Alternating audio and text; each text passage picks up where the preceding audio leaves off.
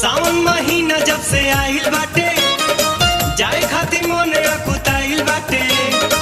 Mummy भुलाइब नहीं, तनको डेराइब नहीं, मन में सपना फुलाइल बाटे। सावन महीना जब से आइल बाटे, जाए खातिर मन अकुताइल बाटे।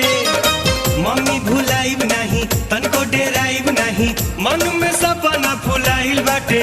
मन में लाला सा बतूर मत माई, हाली पैसा दे ड्रेस किने लाई।